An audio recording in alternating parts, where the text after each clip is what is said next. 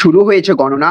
১২ round গণনা শেষে কে কোন কেন্দ্রে এগিয়ে রয়েছেন, কে কোথায় ইতিমধ্যেই জয়ী হয়েছেন, কে কোথায় জিতছে, কে কোথায় হারছে, বিজেপি নাকি ইন্ডিয়া জোট, দিল্লি দখল করবে কে, দেখে নেব আমরা বিস্তারিত। প্রথমেই আমরা নজর রাখব আলিপুরদুয়ারের ক্ষেত্রে। আলিপুরদুয়ারে ব্যবধান বাড়াচ্ছেন টিগ্গা। আলিপুরদুয়ার লোকসভা কেন্দ্রে বিজেপি প্রার্থী মনোজ টিগ্গা, তার প্রাপ্ত ভোট ৩,৬৮,২৯৯। তার নিকটতম প্রতিদ্বন্দ্বী প্রকাশ চিক বড়ায়ক তৃণমূলের, তার প্রাপ্ত ভোট ৩,৪৩,০৬৫। এইদিকে বালুরঘাটেও লড়াই হাড্ডাহাড্ডি। বালুরঘাট লোকসভা কেন্দ্রে হাড্ডাহাড্ডি লড়াই চলছে সুকান্ত মজুমদার এবং বিপ্লব মিত্রের মধ্যে। সুকান্ত মজুমদারের প্রাপ্ত ভোট 2,31,282। অপরদিকে বিপ্লব মিত্রের প্রাপ্ত ভোট 2,26,000। মালদা উত্তরে এগিয়ে রয়েছেন বিজেপি।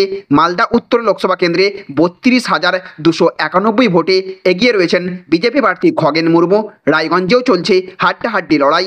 রায়গঞ্জ লোকসভা কেন্দ্র থেকে এগিয়ে রয়েছে বিজেপির কার্তিক চন্দ্র পাল, তার প্রাপ্ত ভোট 2,21,051। তার নিকটতম প্রতিদ্বন্দ্বী তৃণমূল কংগ্রেসের কৃষ্ণ কল্যাণী, তিনি ভোট পেয়েছেন 2,11,036টি। মালদা দক্ষিণে এগিয়ে রয়েছে কংগ্রেস।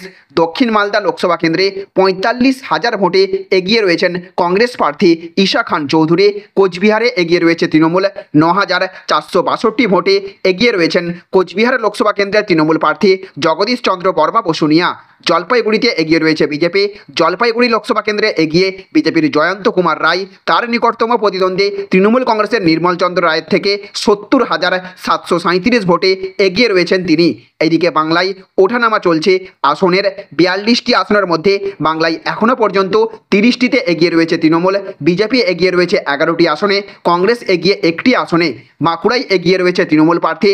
12 রাউন্ড গণনার শেষে তৃণমূল প্রার্থী অরূপ চক্রবর্তী 22,733 ভোটে এগিয়ে রয়েছেন। হাওড়ায় এগিয়ে রয়েছে তৃণমূল প্রার্থী।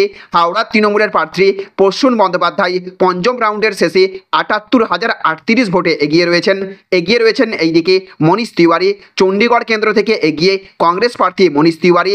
এগিয়ে রয়েছেন দেব। ঘাটালের তৃণমূল প্রার্থী দেব এগিয়ে রয়েছেন প্রায় 70,000 ভোটে।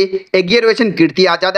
বর্ধমান দুর্গাপুর আসনে দিলীপ ঘোষের থেকে প্রায় 65,000 ভোটে এগিয়ে রয়েছেন তৃণমূল প্রার্থী কীর্তি আজাদ। এগিয়ে রয়েছেন এইদিকে জুন মালিয়া। মেদিনীপুর আসন থেকে জুন মালিয়া এগিয়ে রয়েছেন প্রায় 47,000 ভোটে। এগিয়ে রয়েছেন গৌরব গর্গেও। অসমের জোড়াহাট আসন থেকে এগিয়ে রয়েছেন কংগ্রেস প্রার্থী গৌরব গর্গে। এগিয়ে রয়েছেন সম্বিত পাত্র। ওড়িশার পুরী আসন থেকে এগিয়ে রয়েছে বিজেপির সম্বিত পাত্র। ডায়মন্ড হারবারে ব্যবধান প্রায় 6 লক্ষ। এই মুহূর্তে ডায়মন্ড হারবারে তৃণমূল প্রার্থী অভিষেক বন্দ্যোপাধ্যায় প্রায় 6 লক্ষ ভোটে এগিয়ে রয়েছেন এইদিকে তেজস্বী সূর্য।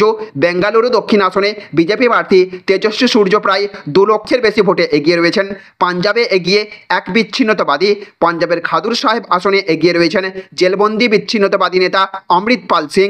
এইদিকে ইন্দোরে নোটায় রেকর্ড ভোট পড়েছে। লোকসভা নির্বাচনে ইন্দোর আসনে নোটায় ভোট পড়েছে প্রায় 1,70,000-এর মতো, যা সর্বকালীন রেকর্ড। এইদিকে অন্ধ্রপ্রদেশে টিডিপির ভালো ফল। অন্ধ্রপ্রদেশে বিধানসভা নির্বাচনে টিডিপি ভালো ফল করতে চলেছে। 175টি আসনের মধ্যে 157টিতে এগিয়ে রয়েছে টিডিপি জনসেনা বিজেপি জোট। এইদিকে মণিপুরে উভয় আসনে এগিয়ে রয়েছে কংগ্রেস। লোকসভা নির্বাচনে মণিপুরে 2টি আসন রয়েছে, এই 2 আসনেই কংগ্রেস এগিয়ে রয়েছে। বহরমপুরে দ্বিতীয় স্থানে রয়েছে অধীর চৌধুরী। এই মুহূর্তের সবচেয়ে বড় খবর, বহরমপুরে প্রায় 20,000 ভোটে এগিয়ে রয়েছেন ইউসুফ পাঠান।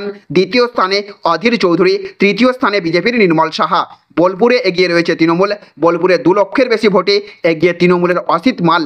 নবম রাউন্ডের শেষেও কিন্তু এগিয়ে ছিলেন সৌমিত্র খান। এখনও এগিয়ে রয়েছেন সুজাতা মণ্ডলের থেকে। হুগলিতে এগিয়ে রয়েছেন রচনা। হুগলিতে পঞ্চম রাউন্ডের শেষে তৃণমূলের রচনা বন্দ্যোপাধ্যায় 24,084 ভোটে এগিয়ে রয়েছেন। বাঁকুড়ায় বাড়ছে ব্যবধান। বাঁকুড়া থেকে তৃণমূল প্রার্থী অরূপ চক্রবর্তী প্রায় 17,000 ভোটে এগিয়ে। পিছিয়ে রয়েছেন কেন্দ্রীয় মন্ত্রী সুভাষ সরকার। দমদম কেন্দ্রে 11 রাউন্ড শেষে সৌগত রায় 17,348 ভোটে এগিয়ে রয়েছে। এনডিএর 300-র কাছাকাছি যাচ্ছে।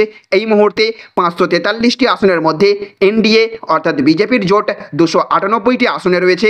ইন্ডিয়া 225টি আসনে এগিয়ে রয়েছে। অন্যান্যরা 20টি আসনে এগিয়ে রয়েছে। এর মধ্যে বিজেপি এককভাবে 241টি আসনে এগিয়ে রয়েছে।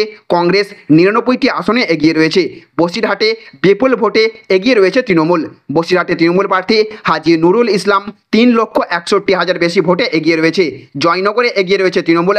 জয়নগরের তৃণমূল প্রার্থী প্রতিমা মণ্ডল 1,35,000 বেশি ভোটে এগিয়ে রয়েছে।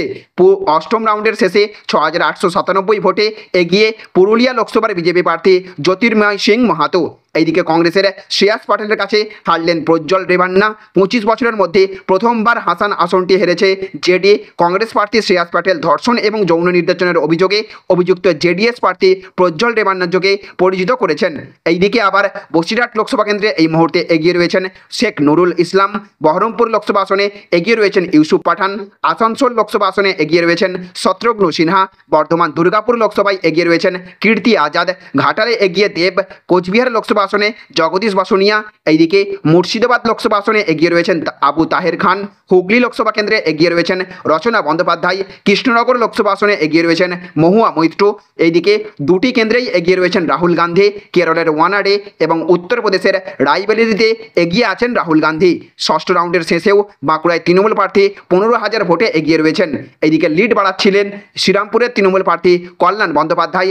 70,000-এর বেশি ভোটে এগিয়ে আছেন তিনি। এই মুহূর্তে উত্তরপ্রদেশে পিছিয়ে রয়েছেন মোদী সরকারের বিভিন্ন মন্ত্রীরা। বলা হয়েছে যে মন্ত্রীরা উত্তরপ্রদেশে প্রায় 6 মন্ত্রিসভার 6 মন্ত্রী পিছিয়ে রয়েছেন উত্তরপ্রদেশে। দক্ষিণ কলকাতায় তৃণমূল প্রার্থী এই মুহূর্তে 65,000-এর বেশি ভোটে বিজেপির দেবশ্রী চৌধুরী থেকে এগিয়ে রয়েছেন। পাঞ্জাবের 13টি আসনের মধ্যে কংগ্রেসে এগিয়ে 7টি আসন, আপ এগিয়ে 5টি আসনে এবং অন্যান্যরা এগিয়ে 1টি আসনে। মহারাষ্ট্রে 48টি আসনের মধ্যে ইন্ডিয়া ব্লক 30টি আসনে এগিয়ে, এনডিএ 17টি আসনে, অন্যান্যরা 1টি আসনে এগিয়ে রয়েছে। উত্তরপ্রদেশের 80টি আসনের মধ্যে এনডিএ 36টি আসনে, ইন্ডিয়া 43টি আসনে এবং অন্যান্যরা 1টি আসনে এগিয়ে রয়েছে। গুজরাট লোকসভা নির্বাচনে গুজরাতের 26টি আসনের মধ্যে বিজেপি 24টি আসনে এবং কংগ্রেস 2টি আসনে এগিয়ে রয়েছে।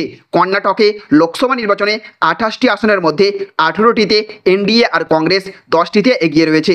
কেরলের লোকসভা নির্বাচনে কেরলের 20টি আসনের মধ্যে কংগ্রেস নেতৃত্বাধীন ইউডিএফ 16টি আসনে এবং এনডিএ 3টি আসনে, এলডিএফ 1টি আসনে এগিয়ে রয়েছে। তামিলনাড়ুর লোকসভা নির্বাচনে তামিলনাড়ুর প্রায় 39টি আসনের মধ্যে ইন্ডিয়া ব্লক 36টি আসনে, এনডিএ আসনে এবং 1টি আসনে, অন্যান্যরা 2টি আসনে এগিয়ে রয়েছে। ওড়িশার লোকসভা নির্বাচনে ওড়িশার 21টি আসনের মধ্যে বিজেপি 18টি আসনে, কংগ্রেস 1টি আসনে এবং বিজেপি 2টি আসনে এগিয়ে রয়েছেন। দিল্লিতে লোকসভা নির্বাচনে দিল্লির 7টি আসনের সবকটিতেই বিজেপি প্রার্থীরা এগিয়ে রয়েছেন।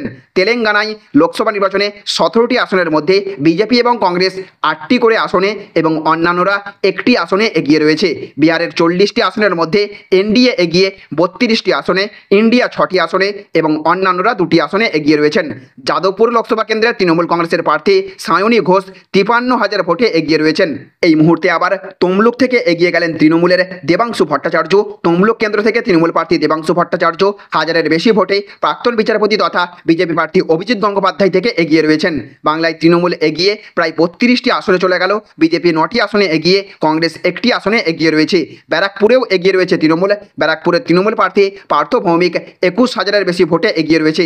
জলপাইগুড়িতে বিজেপি প্রার্থী জয়ন্ত রায় প্রায় 12,000 ভোটে এগিয়ে রয়েছেন। বীরভূমে তৃণমূল কংগ্রেস প্রার্থী শতাব্দী রায় এগিয়ে রয়েছেন প্রায় 18,000 ভোটে। এই কেন্দ্রে বিজেপি প্রার্থী দেবতনু ভট্টাচার্য এগিয়ে রয়েছেন কল্যাণ বন্দ্যোপাধ্যায়।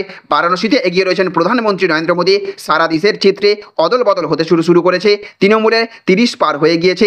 ডায়মন্ড হারবারে প্রায় 6 লক্ষ ভোটে এগিয়ে রয়েছেন অভিষেক বন্দ্যোপাধ্যায়। তাহলে ফ্রেন্ডস, বুঝতে পারলেন, এই ছিল আজকের বিভিন্ন জেলার বিভিন্ন দেশের শেষ পাওয়া রিপোর্ট। এই রকমই লোকসভা ভোটের ফলাফলের লেটেস্ট আপডেট পেতে আমাদের চ্যানেলটিকে সাবস্ক্রাইব করে রাখুন। আপনারা এই মুহূর্তে দেখছেন টেক শেয়ারিং অনলাইন চ্যানেলটিকে এবং আমাদের ফেসবুক পেজকে ফলো এবং সাবস্ক্রাইব করে রাখুন। অবশ্যই এই ভিডিওটা এক্ষুনি একটা লাইক করুন এবং প্রচুর পরিমাণে শেয়ার করে দিন। এবং আপনি কোন দলকে সমর্থন করেন অবশ্যই কমেন্ট বক্সে লিখে জানাবেন। ভালো থাকবেন, সুস্থ থাকবেন। Thank you friends, thank you for watching.